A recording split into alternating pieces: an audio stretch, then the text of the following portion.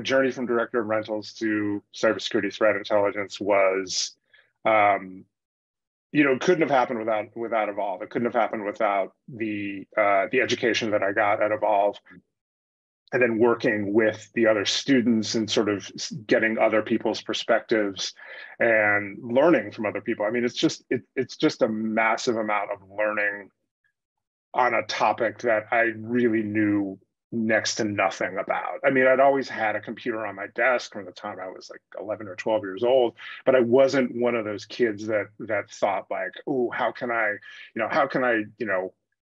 open up the back of it and make it do things it's not supposed to do. I just didn't have that gene. And most of the people that I work with had that gene, and they're all like, if I'm playing a video game, I don't want to just get good at the video game. I want to figure out how the video game was built so I can cheat and learn how to win the video game. Like I didn't have that. I was just like, oh, the game's fun. Let's just play the game.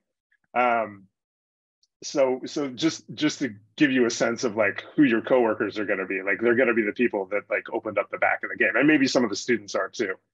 So it starts at Evolve, and I definitely remember the threat intelligence unit that Patrick Maldry taught.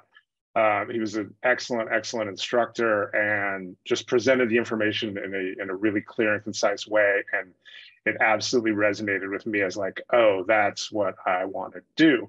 And so like in that sense, it's similar to a sort of traditional four-year college experience where, you take a whole bunch of diverse classes and then you find the thing that really resonates with you. And then that becomes your focus. And, I was lucky enough that I was able to find a company that was important to them as well. And that there was an avenue there for me to join that company. But a big part of the job is, I mean, there's a lot, it requires a lot of diligence, and it requires a lot of,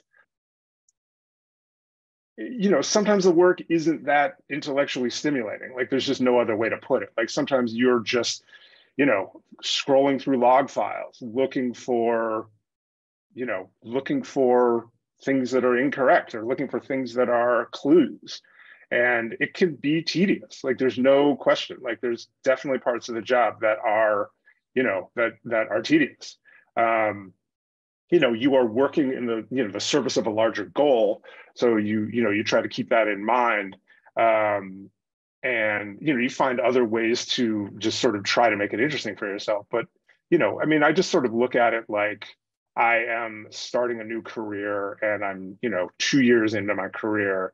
And if I think about sort of what I was doing when I graduated from college and what those first couple of years were like in a new career, it's like, well, it was a lot of tedious work.